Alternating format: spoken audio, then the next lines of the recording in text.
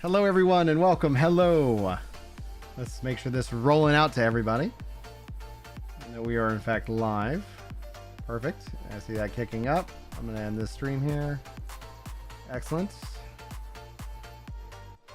All right, perfect. Let me close that out. And here we go. All right. I got this open. I will see what happens. I'll just keep this up as kind of fun little background, etc. See if they refresh this. So we'll do a little bit of an intro. Hello, everyone, and welcome to Ginger Prime. My name is Brian, and today is a very interesting and potentially historic day for gaming. Now, what we're going to be doing here as a part of this stream and this VOD, sound off in the comments, VOD squad. If you're watching this after the fact, we're going to do just basically kind of summarize the events that have led up to today, set some expectations that I have, some predictions that I have made, of course, over the week, and then obviously talk with you guys. You can come hang out in the Discord if you guys want. Top link in the description will get you to the Discord. We'll get you to the audio versions of the podcast. Basically, that top link will hopefully help answer any question that you have about how to get more involved in the community here at Ginger Prime and at Work to Game. Now, immediately after this, or semi-immediately, I guess just say after this, we're going to do a Epic Loot Radio podcast over at Work to Game. We've got an epic roundtable with Reforged Gaming, a.k.a. Lono, the Late to the Game, a.k.a. Joyful Arcade. We got Kirk the Gamer, and we've got J-Dub from Twitter. He also occasionally or used to post over on the Twitter, on the YouTube platforms, and I'm trying to encourage him to do more of that as well. This stream is live everywhere, so if you want to watch on Twitch, feel free to watch on Twitch. If you want to watch on YouTube, great. In fact, actually, I would really encourage you to check out the YouTube content, as that is kind of the bread and butter of what I do here on the internet. The TLDR, for those of you who might be curious as to what is going on with the world of Xbox, rumors and leaks suggest that Xbox is going to be publishing way more of their video games to PlayStation. This is the thing that I'm for, and if you don't agree, that's perfectly fine, but I'm going to try to explain my position as the best way possible. The market and the changes we've seen within gaming today, they aren't the same things that we've seen in the past.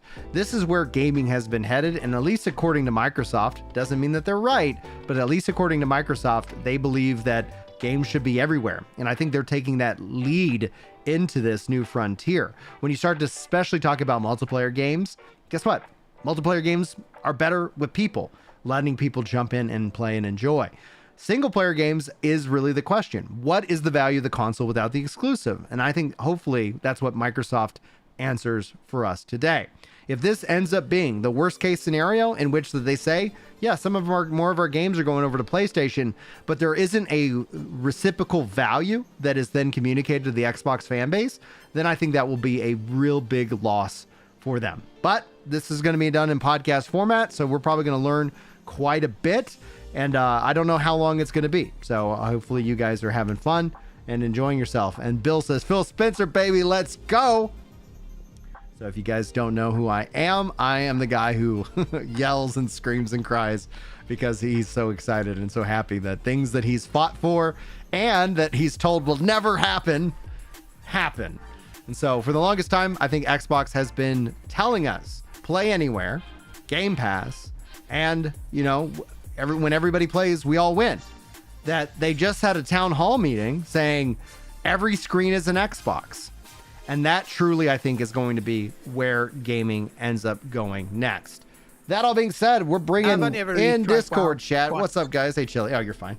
So and YouTube says now will be a good time to run ads. I'm going to let you guys know. On YouTube, you will not have any mid-roll interruptions because of Raiden Eden Gaming hitting that membership level to turn off mid-roll ads for these streams. Every 25 members, I gift out 5 to the community. And so whether you're supporting over on Twitch or you're here on YouTube, all of it is support, and we'll just keep that counter rocking and rolling. So every time we tick over 25, I gift out 5, and I got a lot of exclusive content that you guys hopefully might enjoy. Anyway, Chili, what were you saying? Catch me up to speed. His name is John C. I was talking about trash in Dungeons and Raids, and I was going to bring up raids. I'm like, I would enjoy trash in 14 in raids, but only if they limited it to normal mode.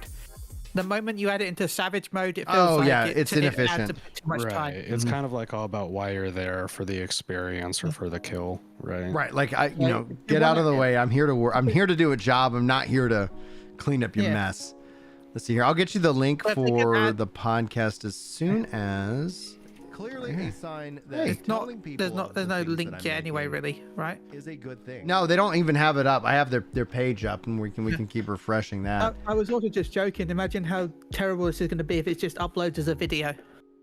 I think it should be a video and or premiere. I think they should have had it already filmed, and then that way, that just is a much more. I think that's a much more advantageous thing. If it's a premiere, it'll be fine. But if it's just a video, then that's going to be pretty bad. Because you can just skip ahead. You don't. Right, a premiere gives It's gonna be it takes different. everybody watching their way through it, and yeah, a video is like, oh, I'm gonna just jump to the front, of this line or that line. Agreed. That'd be strange. So yeah, we're just waiting for that to pop up. It should. They said 2:00, which should be roughly 10 minutes from now, and we're gonna then live react to it. Do you guys? What are you guys expecting from today's event? What do you think Not Xbox is much. gonna announce? I'm not expecting much at all. Like, Closure. I'm expecting the bare minimum to be announced. Man, that just seems like the worst case scenario. The death of the Xbox. There you go. If they're We're gonna publishing, focus I feel on like- PC like we should have done 10 years ago. well, that's the thing. Like, what makes a console a console? Like, they're more PC now By than the ever way- before. You just got a Prime sub. Oh, I did. I heard the notification. Grim Dad, thank you so much for the resub with Prime. 32 months of support. Let's add it on the board. I'm going to move the member goal here. Let's stay up here in the corner. There we go. That's perfect. And then let's go to the sources and scenes. I need to I get delayed my stream so that I could watch this. a button and then 12. All right, taking us to 12. Thank you so much for that Prime sub, dude. I really appreciate you. Yeah, Andrew, the beta is next Wednesday, but spatula legs. If you do already own the game, do not participate in the beta. Yes. I know you said you got to beat Endwalker, but you wait for 14 to come to Xbox. Please make sure that you do not participate in the Xbox open beta when it comes out next week, because that will mess up your account. You need to wait until the full release if you already own the game or already own an account. Agreed. So That's what they just a heads said. up on that. Please, That's please what they wait. said. Yeah. and please maybe look just forward to don't it. do it anyway because of queue times. Well, you have Dynamis, which I hear is completely deserted. gotcha. So Yeah, I know. That's why I like it. I can Dynamis just is log in great. whenever I want. Dynamis is great. Please, more people come over. Even though it's still Kingdom going to be Hearts says dead classic because Tomb everyone's Raider. going to go yeah. data center travel and Yeah, go to the everyone- big, more popular servers. I mean, that's kind of Yeah, what I but- do because if you try to queue up in Dynamis, it's like a 50-minute wait minimum. Uh-huh. We were doing some Ultimate a couple of nights ago on Crystal when we're like, oh, the raids have unlocked. Let's have a look at the raid part of the party finder. Nothing, literally nothing in the party finder for Savage raids. No, there was nobody doing Savage raids The game. at all. Dynamis? Anyone else keep up the good work? on Crystal. Oh. Well, I mean, they've been out for a while, so they're probably done with them, right? Yeah, but they unlocked it this week. There was the unlock this week. The unlock. Thank you guys Oh, for that then it's probably support. statics. That was Real Kitty Hawk giving out 5 community subs over on Twitch. I hope that if you're over on Twitch, you got one of those handed to you. And there's me crying. Yes, there's a chance it's going to happen today. Thank you guys for the 32 likes on the stream. Let's add 5 to the board. There we go. I need to get like a button that's just like increasing this stuff. So we'll get it. So that's 17. If my math is correct, I meant to type 17. You know what? Just for the hype train. 3 days from now, Brian, you'll have my resub too. RMT's Twitch. bad, okay? Chili with the 100 biddies, baby. Thank you so much. And a hype train is kicked off over on Twitch. Yeah, Sweet. that's why I was doing it. I just wanted to make sure we got the hype train. Just like tap it, just a little tap it in, get it going. Yeah. It just said one more gift sub or bits to start it. So I'm like, I'll do that quickly. Sweet. Thank you. I appreciate that support, man. Appreciate that support. All right, man. Welcome in, everybody. This is going to be an interesting day. I hope that we're going to, if Chili's prediction comes true, I'm not going to be very pleased. And posture check, thank you.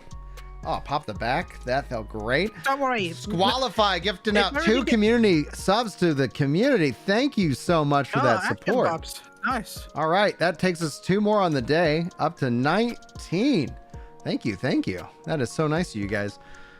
All right, dropping in some heart emotes. Yes, you guys. I think no matter what happens today, there's going to be people angry. Oh Either yes. they announce everything coming to Xbox, everything coming to PlayStation, then Xbox fans will be annoyed because they're not exclusives anymore.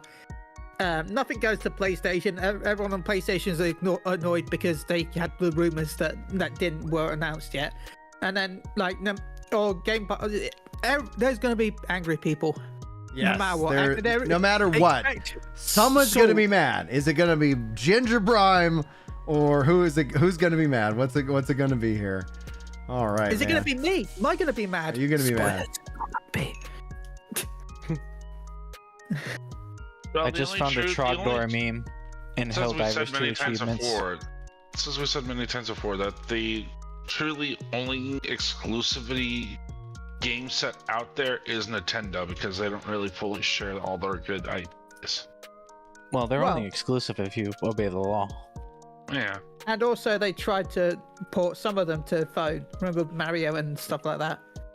Oh yeah, well, I mean, You might deny day it, but one, it's day still one a of Tears of platform. the Kingdom, people were trying to port and emulate on the PC for Tears of the Kingdom. Yeah. Yeah, they got it working within a couple days. If y'all don't mind, it just as an extra favor in terms of content support. If you are following me over on the Twitter X platform, which again, that top link will get you over there.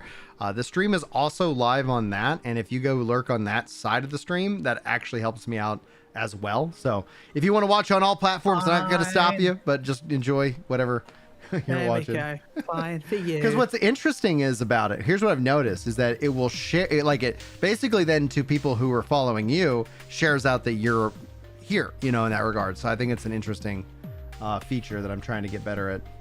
Asking. There you go. Solemn with the 19 months Prime sub says, this is going to be a big day. Hopefully no unusual vague corporate speak as expected. Let's get some clear intentions and statements. And I agree. And that's another on the board. Thank you so much. Pushing us to 20 of 25. Thank you, sir. Just All remember right. that this is a business meeting, so don't expect any actual new game announcements. Like, there might be ports announced, but this is a meeting. This isn't going to be like, oh Right. my god, Oh, Halo Infinite 2. I think that helps some of the problems, though. I think if they're like, all right, here's what we're doing. By the way, we're still also making hardware. We're still also making games. And here's what our plan is. I wonder if they talk about like the rumored handheld, etc. Well, because that was planned for the next generation of consoles, right? So I don't think Yeah. we'll even hear about that. Right.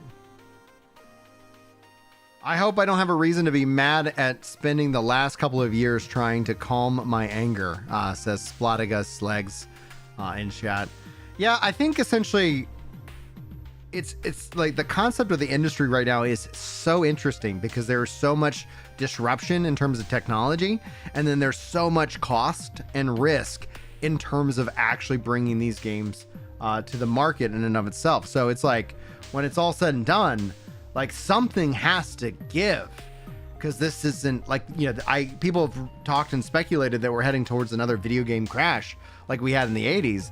And I was like, I think there's things that they can do to stave that off. But like at some point, something has to give, because it's going to seem weird when at some point a console is like, when we look at the 80s and the 90s, like there's all these different devices, and now all those different devices are on the phone. And I think it's just that natural consolidation of technology.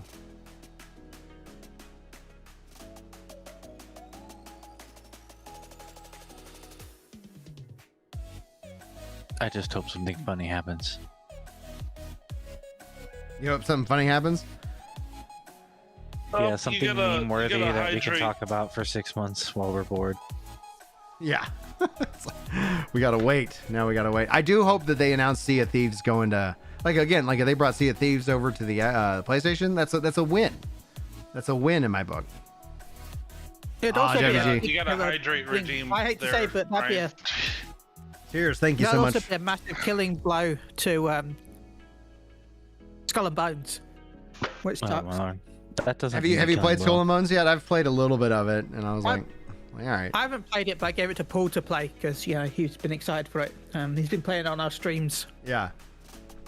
Big shout to Ubisoft for giving us a code.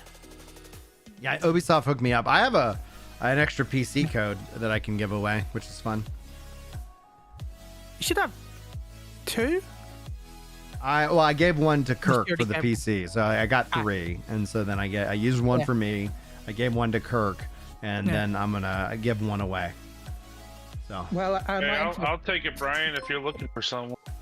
okay, I'm big on pirate we games. gave ours away. yeah, I can give it to you. That's not a big deal at all. All right, let's see here. All right, let me pull that up and Should just be send live, you the code. right? Yeah, it's live now. Whoa! WG dropping a 5-member bomb, taking us into a goal, baby. Let's give, and I owe you guys 5 now. All right, that's fun. I like doing that. So we'll set this to. Oh my god, it's just a next video. thing. It's not Premiere. It's a video? That is so ridiculous. Is it up? Yeah, it's up. It's even split up. There's a thing about exclusivity right at the start. They have chapters. What is it? What is this video called that I can find it? I'll tag. take the I'll link. pin this. I'll put this in the description, in case anybody just wants to go watch it without me and my reaction. Source. I think All they right. go multi-platform just from the descriptions of the boxes. All right. Yeah, you did 5 on Twitch and 5 on YouTube. Hopefully you saw me say thanks. All right, guys, I'm going to go ahead and mute the Discord, guys. I owe you guys 5. So let me gift out the 5. And then that way we can jump in into the action here. Let's see here. And sorry, 1 second. It doesn't let me gift from my own dashboard. Oh, there I am. And you can hear me. All right, now I can gift out to the community membership. All right. No, I don't want to join as my own member. All right, 5. I owe you guys. And here it goes. Good luck. I hope that if you like the content, you check out the exclusive content that you're going to unlock right now with that 5-member bomb. So thank you, Wes, so much for Twitch and following up on YouTube, pushing us into a goal and getting that out. So Andrew, Zach, Paul, Christopher, Ken, you've got it. Okay. That being said, it is time. And go ahead. I don't know if they're going to be playing music, so I'm just going to drop out of the music and we're going to just live react to this. Looks like they got a couple of things here, and this looks to be a 20-minute something is happening. So guys, welcome to the future. Let's see what happens. Hello and welcome to the official Xbox podcast. I'm your host, Tina Amini, and we have a very special episode today, as you can probably tell by the fact that I'm joined by Phil, Sarah, and Matt. Welcome. And we're going to talk about some updates at Xbox. We want to talk about game exclusivity. We want to talk about Activision Blizzard now that they're part of our portfolio, how that might be an impact on Game Pass. And we want to talk about hardware too and how all of this fits into the strategy at Xbox. So where should we start, Phil?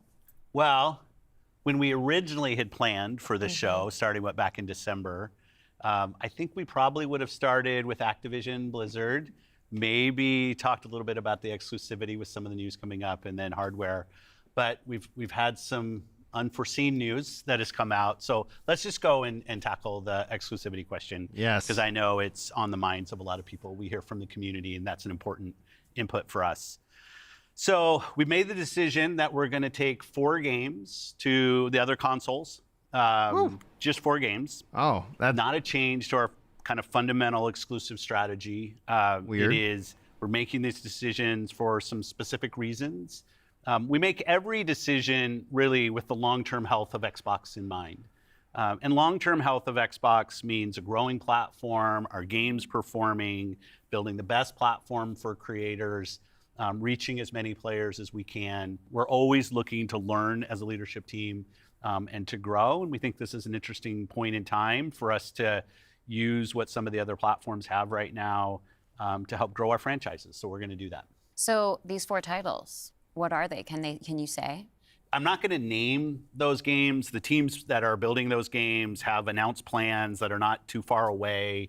As we know, game teams put a lot of energy into their announcements with the partners. So I don't want to take anything away from those teams. That is a So I miss. won't be talking about the titles specifically, but I think when they come out, it'll make sense.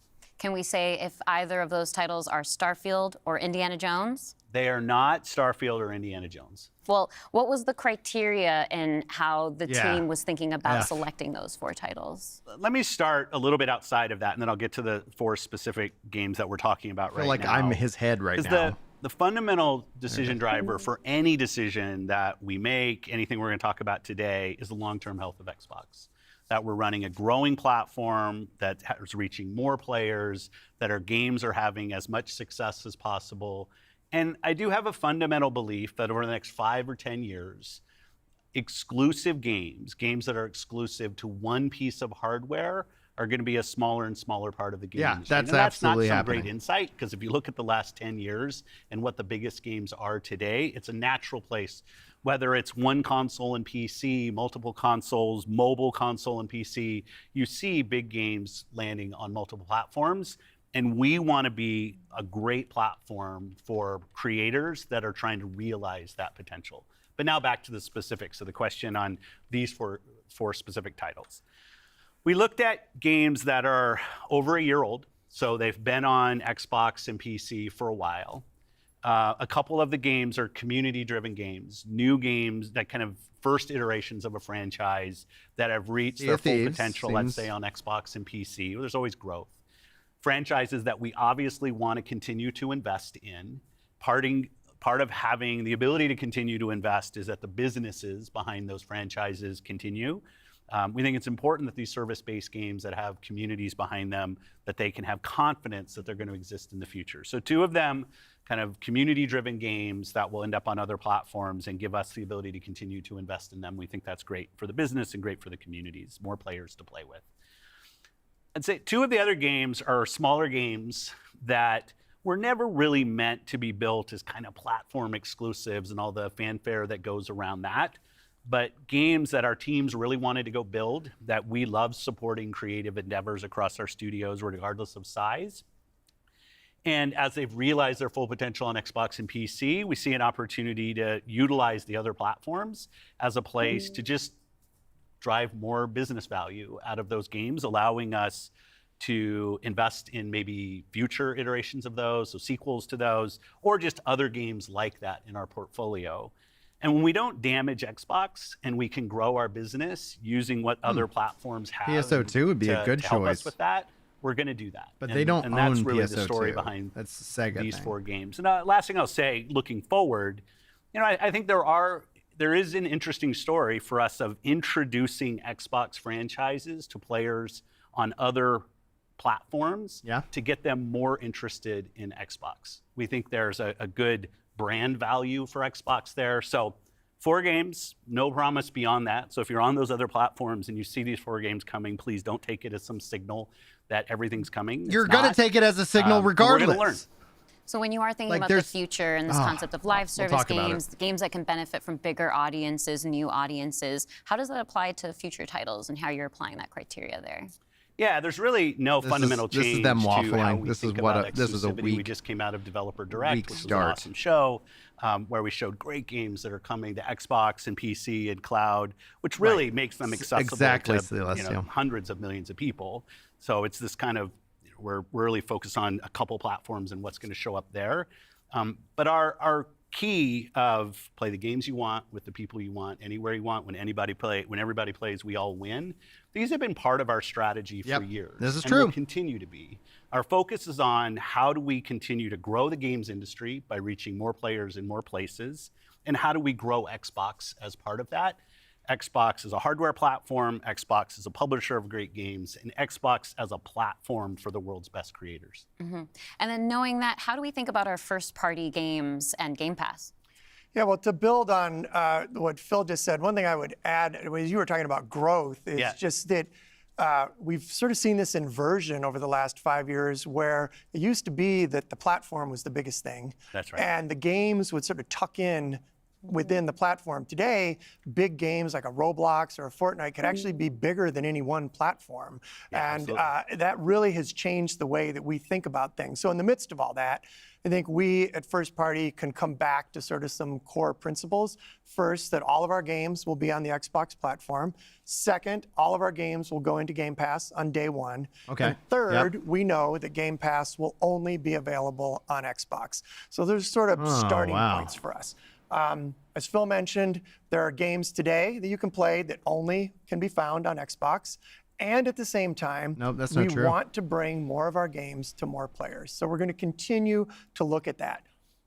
Kind of moving aside, though, from some of those and thinking more about what does it really mean for the player, to me, the two key things are cross-play and cross-save. Yeah, those exactly, things Kit. allow us to deliver on the promise of Xbox, which is play with your friends where they are, play on the devices you want, play the games you want. So that is really only possible at a practical level when you know that your saves and your player are going to be able to move across all those parts.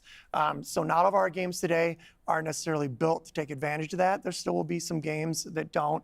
As we bring more teams into the Xbox family, there's some catch up to do as we get there. But that cross-play, cross-save is like so fundamental to what we're doing, and I think is something that we as First Party get such a good benefit from being so close to the platform. Yeah, absolutely. I mean, that's one of the things, like you said, all of our games are always in Game Pass. And so I'm excited to announce, with the coming together that we had with Activision Blizzard King, that here we go. Activision and Blizzard games are coming to Game Pass, We knew starting that. with Diablo 4 on March 28th, which Okay, I'm great. super, super excited to share today.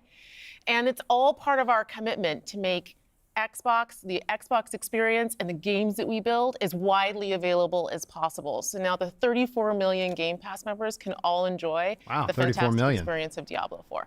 Amazing. Can we come back to the point, Phil, you mentioned at the top, this isn't really a change in strategy for us. Can you recap for me how it isn't? Yeah, and I thought both Matt and Sarah did a really nice job of talking about what we're doing on Xbox, where we're going. If you take a platform feature like Xbox Play Anywhere, which has been a promise that we've made on our first-party games, that you can buy our game once, you're going to get play across Xbox and Windows. I think we're the only platform that does this. That makes it possible for you not only to play with your friends wherever they are, but to know that you actually have multiple entitlements to the games. I think that's a technology I'd love to see applied to more platforms. But it is this view that people are going to play Xbox in multiple places. Whether it's play the games you want with the people you want, anywhere you want, whether it's content, community, and cloud, whether it's when everybody plays, we all win. Like, we've had different taglines, different strategy kind of words that we've used, but always with this view that Xbox is a platform for creators who want to reach the most players. Our investments in xCloud, our investments in franchises like Minecraft and now Call of Duty and other large franchises, so that we learn how to build those. This has been a strategy that we've been on for, I'd say, a decade. It's not about one device. It's not about games in service of a device, but rather the devices that people want to play on should be in service of making the games as big and popular as they possibly could be. Because really, a healthy creator community on Xbox, a healthy creator community in gaming all up, is the thing that all of us as game players should be voting for, because that's the thing that will lead to the best long-term success and growth in this industry. They shut her down. And my It's not- understanding, it's so just right. from listening and learning from you three over the past few weeks, just understanding what's happening with Xbox, is that we see trends with player behavior where people are playing on multiple devices. That is the reality. And we have put some games out on multiple platforms before. So my understanding is that that's been good for players. How does that come back to the business with all of that in mind? Yeah, as you said, we have shipped games on other platforms. In fact, realistically, if you look with the addition of Activision and Blizzard and ZeniMax, we're one of the largest game publishers on PlayStation. We're one of the largest publishers on the Nintendo Switch, especially when you put Minecraft into the equation as well. And now we're one of the largest publishers on mobile platforms as well. And that's not something that we want to back away from. We want to continue to be building great games that millions and millions of people can love, and that they can play those games where they want to go play. But we do understand the business success that Xbox has to have. Us as leaders in this business, the system today, the system that all companies that we play video games from, is a world of you got to be growing your business. Growth in our Xbox business is critical to the long-term health of Xbox. Many people know I've been on Xbox for over 20 years, and I want to make sure Xbox is in the best position for the next 20 years. That means healthy player community, healthy creator community, and healthy business. So when we look at opportunities to allow more people to play, more people to engage, more people to buy, more people to subscribe, it's all about putting Xbox in the best position. And our hardware is a critical component of that. The absolute best experience somebody has on Xbox is hardware that your team builds and that people play on. But that's not going to be everybody. We fully accepted that we're going to have Xbox players across all kinds of devices. So I think a lot of people think about 2023 as this incredible year for gaming. And in a lot of ways it was. There were some really amazing releases that I think we all enjoyed. But what were the signals behind the scenes that maybe indicated how we wanted to look at the future of Xbox and how we kind of keep up with the industry? Yeah, such a good question. And I think it's, as people who care about the industry, which I assume is people who are watching this, it was an amazing year. Some great launches, some of the games that I think will stand the test of time and people will be talking about a decade from now. But it's an industry that didn't really grow. And what happens when an industry doesn't grow? You end up with some job eliminations, which we had. We had even our own hard decisions to make about building a sustainable business for ourselves, but in no way were we alone. You're a $3 trillion company. When you think Nobody about a gives a healthy shit. industry, I want players who believe that they will find the best games on the platforms that they love. I want people who invest their careers in working here to feel like this is a place that they can be successful. And that really is down to being part of an industry that is growing. If you listen to Lisa Su, the AMD CEO, she'll say that AMD-powered consoles are likely to decline in 2024. I think there's an amazing set of games coming in 2024, but if we don't get to growing as an industry, the industry will struggle. And today there's really two choices on how do you grow the industry. Do you say I have a fixed number of players, the players that we have today, and do I find new ways to monetize those players to get more money from the players that I have? Or do you think about how do I expand the business I have by finding new players and adding those to the base of players that already play? Our focus on Xbox for the last decade has really been on that latter point of how do we make sure Xbox is growing for our players, growing for our creators, so those people are finding success on our platform, which will grow the Xbox business and put Xbox in a position to be very strong for years and decades to come. Matt, earlier you were talking about these growing gaming communities, how they're incredibly large and comparable on such a different level when we think about console audiences. Like you mentioned Roblox, you mentioned Fortnite. So how are we're obviously thinking about our responsibility, our hardware responsibility is supporting the growth of gaming communities. How has that actually shown up for the players? Are there other games we can speak to from our portfolio? Well, as Phil mentioned, I mean, two of the biggest ones for us, Call of Duty and Minecraft, I mean, they are driven just from the bottom up by the communities of people that play those games, which is so great. I think about it for the player community, it comes down to where are the friends, where are the people you play with, and then equally important is where have you built up your library of games, right? Where have you invested? Where's that library? I think Locks you in. those two things probably are some of the biggest influences on where people choose to play and what devices they choose to play. Yeah. When we think about on the other side, the developer side, just any game developer wants their game to find the biggest audience possible. That's just the nature of building a game. You want people to enjoy and participate in what you've made. And I think we're in a unique position to deliver on that just because we are the platform. We build hardware, we've got a first-party games group, and then we've got a system that ties that together, that brings together your friends, your progression, your achievements, all of that. And I think that's really what has contributed to the momentum behind some of these communities. Yeah, absolutely. I mean, when you look at, just step back and you look at the history of the industry, we've moved from a place where it used to be that someone built and launched a game to accelerate hardware to actually the things we do with our hardware and with our platform are all in service of making those games bigger. And we think about that across all of the investments we make, the consoles we build, the investments we do with things like cross-play, cross-progression, the things that we're doing with cloud. How do we actually give more options to game creators so they can have the greatest success? I think one of the fun recent examples about this is actually Pow World. You know, Pow World was able to launch, they were a game preview, they launched in Game Pass, they also simultaneously launched in Steam. And through the combination of those things, you know, Pocket Pair was able to have this outsized success, and it was the largest third-party Game Pass launch ever. And that's all because we give creators options on how they can launch their games. We've got subscription, we've got retail, we've got free-to-play, we've got game preview, we have the consoles, we have our experience on PC, and they can access all of those things. And when we step back and we just look at the performance of our platform all up, we know it's working. We're at the highest level of users on console, the highest level of users on PC, the highest level of users on cloud ever. We have double-digit growth rate on PC and cloud, places where we're enabling creators to actually reach new players beyond the console ecosystem. Currently. And that's why we're leaning into it and doing more, because we see all those I haven't tried signals. the PlayStation 5. So we're talking about the role that hardware plays for creators, for the games and those communities. What about the role that hardware plays for us as a business, for Xbox? When we look at our hardware, it really is, and Phil said this earlier, it's where you get like the most flagship seminal experience of Xbox. And it also represents a developer target. Our developers can build the specs of our hardware, and we invest to make sure they know when they do that the games are going to run great on our hardware, but they're also going to be able to be accessed across any screen because of all the other investments we make. So we're giving them an easy way to access as many players as possible. And we actually have more creators right now building for Xbox than ever before by nature, thousands of them by nature of those investments. And we got more to come. There's some exciting stuff coming out in hardware that we're going to share this holiday. And we're also invested in the next generation roadmap. And what we're really focused on there is delivering the largest technical leap you will have ever seen in a hardware generation, which makes it better for players and better for creators and the visions that they're building.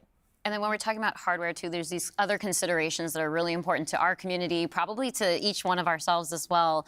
When you talk about library, because I want to dig in on that a little bit more. You know, as we talk about cloud in the wider entertainment industry, there's conversations about streaming. How is that impacting how I own my content that I've invested in? So what can we say about our stance around game preservation?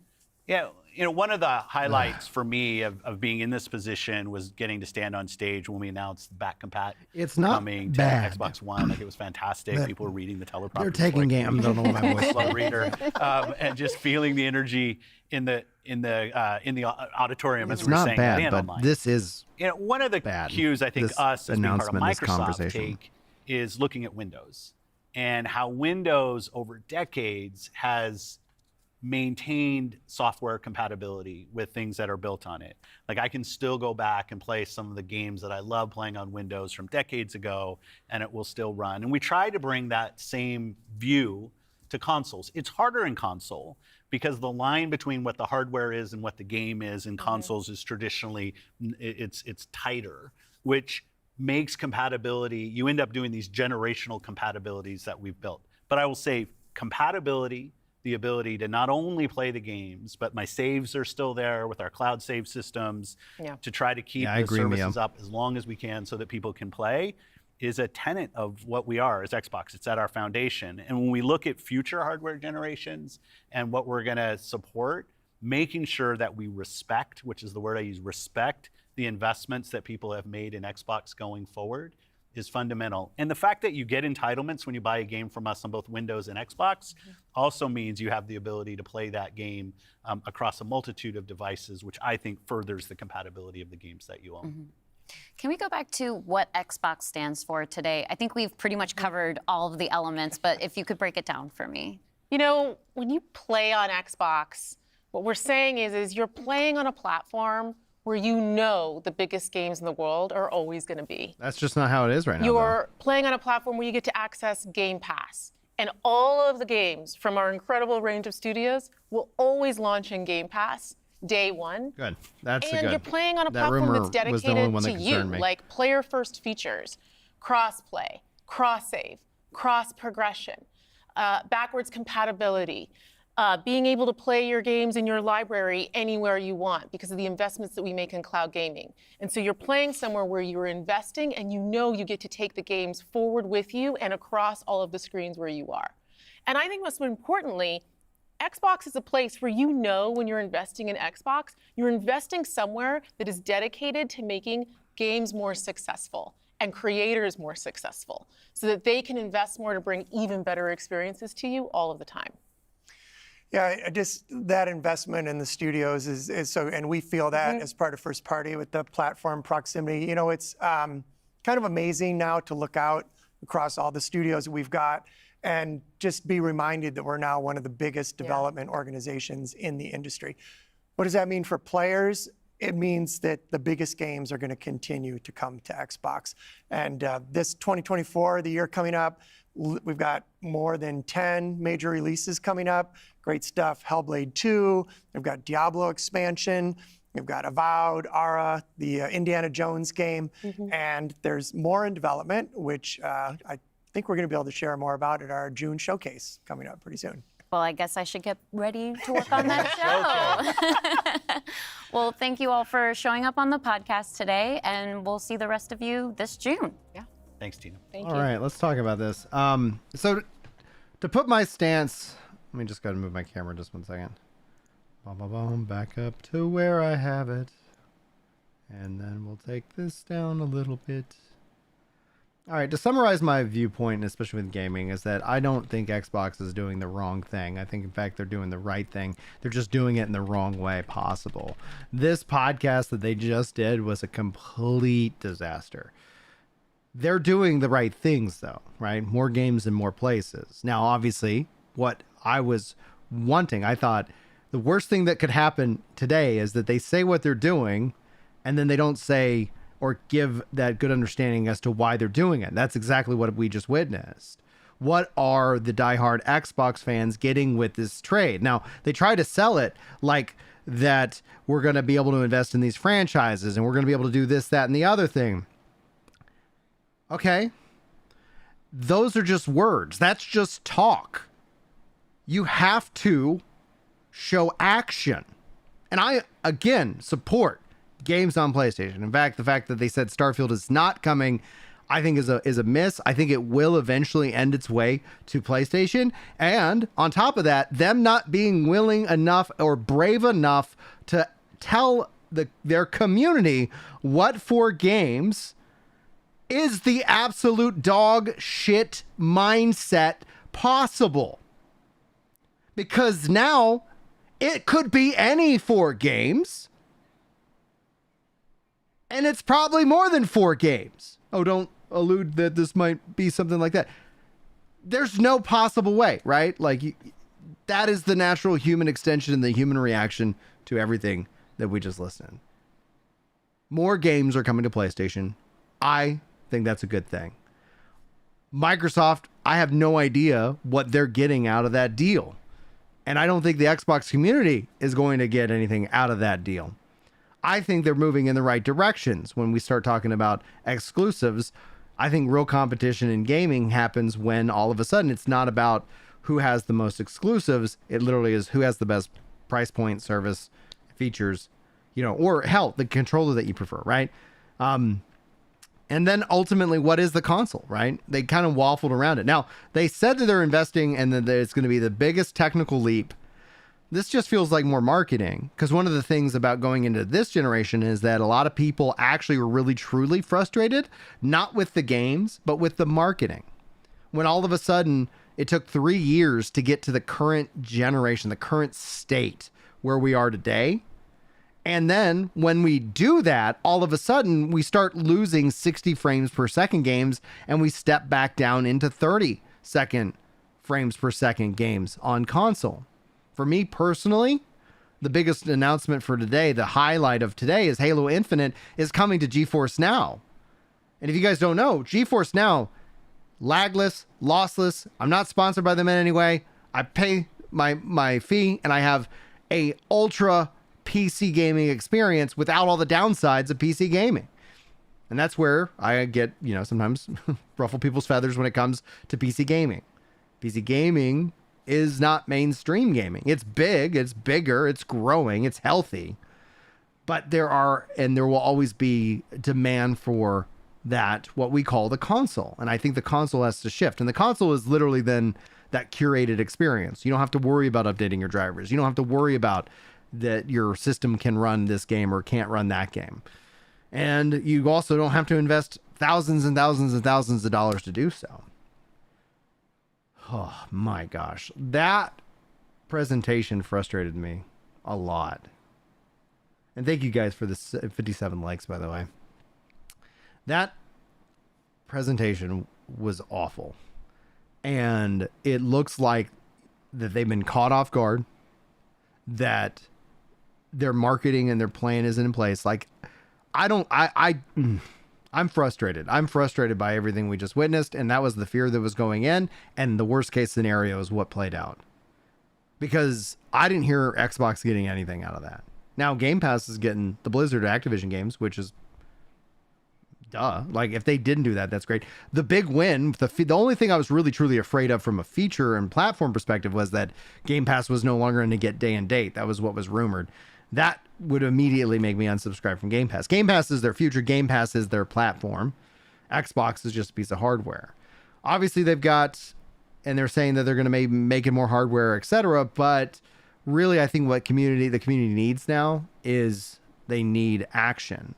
This messaging by them today, again, like, I think they're going in the right direction. Games should be everywhere, especially multiplayer games. Halo Infinite, Gears, Sea of Thieves, like, these multiplayer games would benefit greatly, and the community benefits greatly.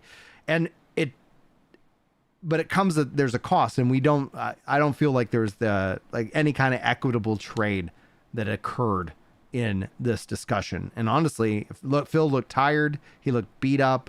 He looked fatigued. And I would say, like, this iterates what I've been saying. Like, guys, Xbox has 0 exclusives. 0. Goose egg. Not a one. Because they publish the games everywhere. So why should you buy an Xbox? And honestly, the good thing is because you maybe want it. You know, that is, I think, the good thing. They lose money every time they sell an Xbox. But if you were sitting here saying, "Hey, Brian, I finally saved up $500. What system should I go into?"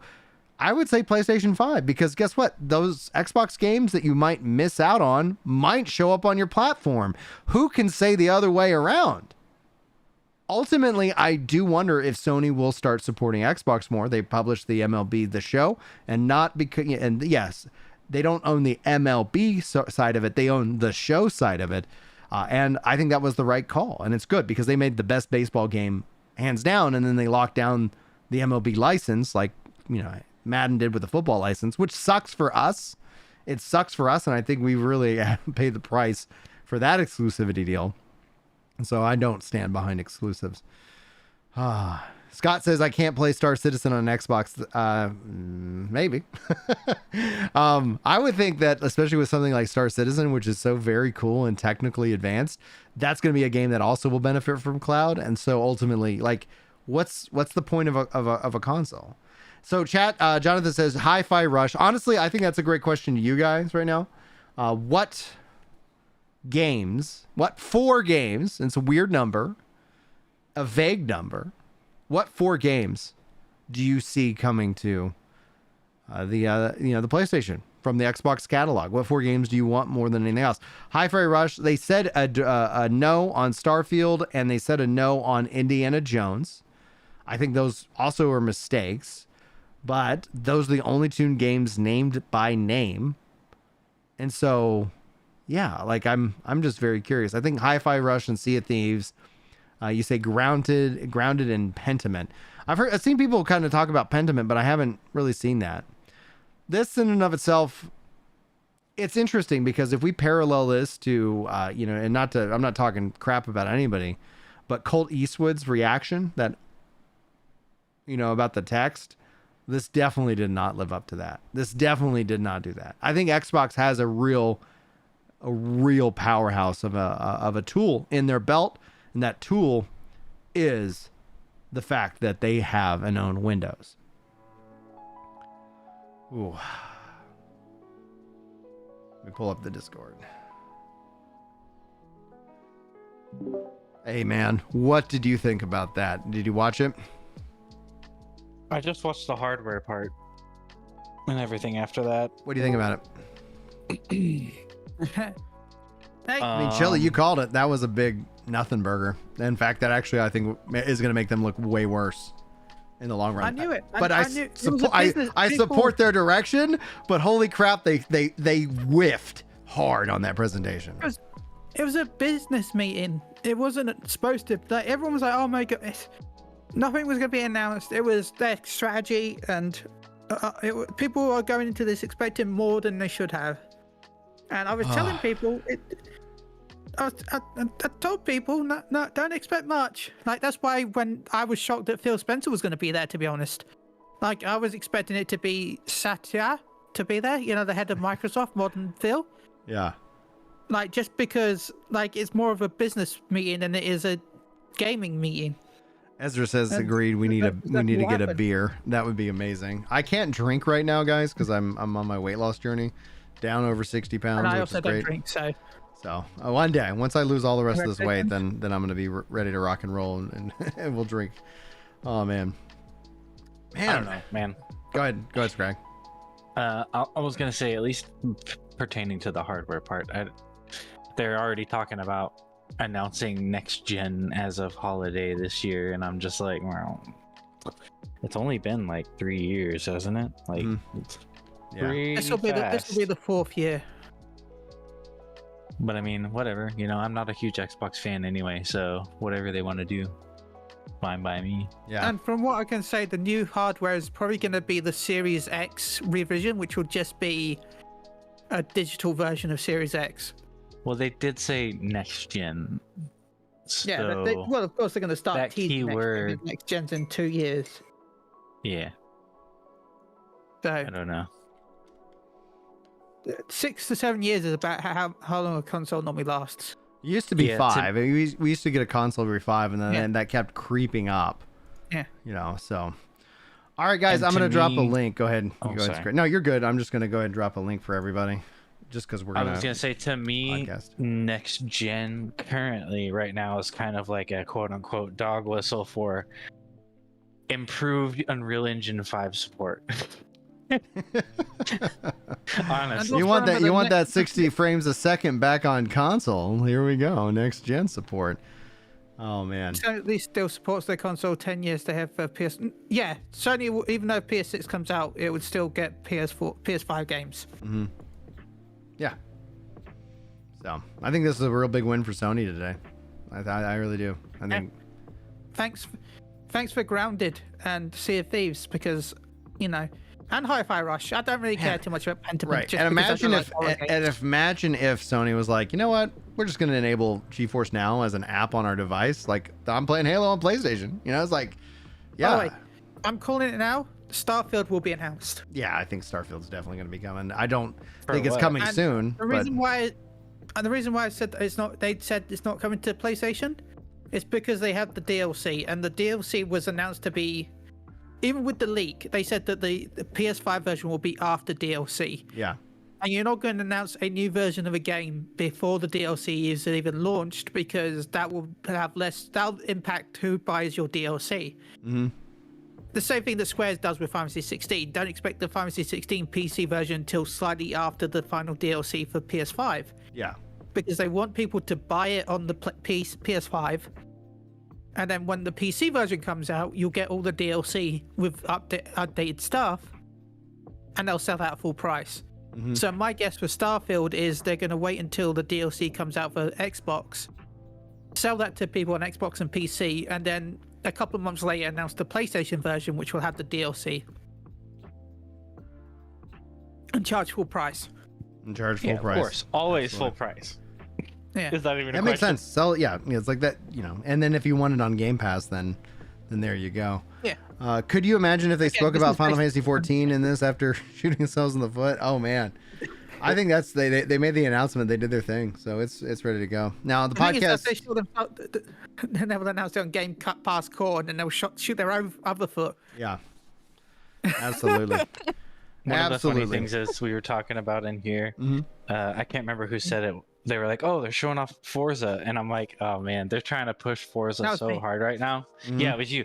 So I'm in a lot of the sim racing stuff, like Curious server, and there's like Yeah. a Logitech G server, and they're all trying to push Forza so hard because collectively, as a group, the sim racing community decided bad game and never touch it. Yeah. Like some people play it, but I mean, it's like everyone pretty much unanimously said bad game, and now they're still trying to push it like really hard, and I find it funny. All right. I'm we gonna. get- I gotta go, guys, because we're gonna go jump in, and I've got I'm to gonna go as well. fire I'm up. gonna go Yeah. live as well. And we're gonna enjoy your stream.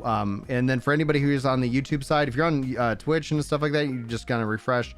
But ultimately, I'm gonna fire that, and we're gonna redirect. I pop the link into chat so you guys can just pop over there. That's where we're gonna do the Epic Loot Radio. We're gonna be bringing on Lono and J-Dub, but we probably will just kind of do a little pre-show roundtable while we wait for everybody to kind of file in, and then go from there. So thank you, Chili and Scrag, for joining me in voice. Thank you guys over here on the stream. I'm going to go ahead and just disconnect from the voice here. And then what we're going to do is I'm going to go ahead and put myself in here. What's up, guys? I'm going to hit go live as just kind of we're not going to do like a show intro until we're all ready and available. So I'm going to take the premiere's at 4, so I figured we could stick with that. But... all right, guys, I'm going to hit finish on the stream, and it should redirect you over to the YouTube side.